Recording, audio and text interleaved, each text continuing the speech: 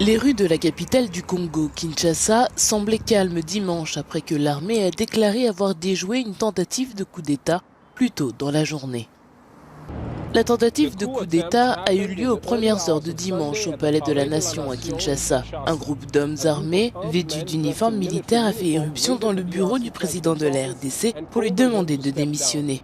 Mais le président Félix Tshisekedi n'était pas dans son bureau. L'armée affirme que ses soldats ont combattu et tué certains des hommes armés. La situation est désormais calme à Kinshasa, mais de nombreux habitants sont contrariés par la tentative de coup d'État.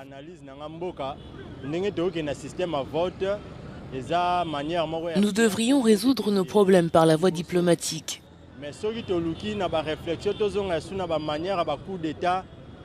Changer les dirigeants par le biais d'élections est la meilleure façon de procéder.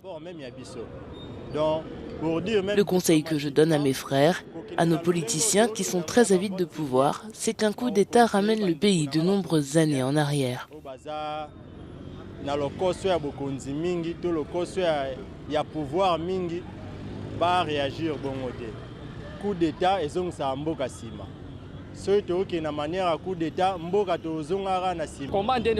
Comment ces hommes armés ont-ils pu pénétrer dans le bureau du président à l'insu des services de renseignement et des ministres de l'Intérieur et de la Défense?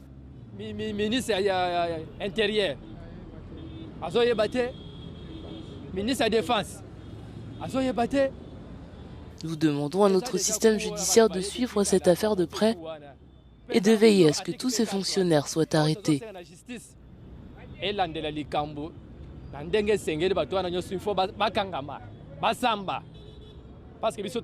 L'incident au bureau du président de la RDC s'est produit quelques heures après qu'une fusillade a éclaté à la résidence de l'ancien vice-premier ministre Vital Kamerhe. Des hommes armés non identifiés ont ouvert le feu sur le domicile de M. Kamerhe, ce qui a incité ses gardes à riposter. 2 gardes et un assaillant sont morts dans l'affrontement. Vital Kamerhe et sa famille seraient sains et saufs. L'ancien ministre est candidat à la présidence de l'Assemblée nationale. L'attaque du bureau du président de la RDC et du domicile de l'ancien ministre intervient dans le cadre d'un conflit armé qui fait rage dans l'est du pays. Les forces congolaises combattent les rebelles du M23 qui se sont emparés de vastes territoires dans la province du Nord Kivu et ont forcé plus d'1 million de personnes à fuir leur foyer depuis l'année dernière. Chris Sochamringa, Africa News, Kinshasa.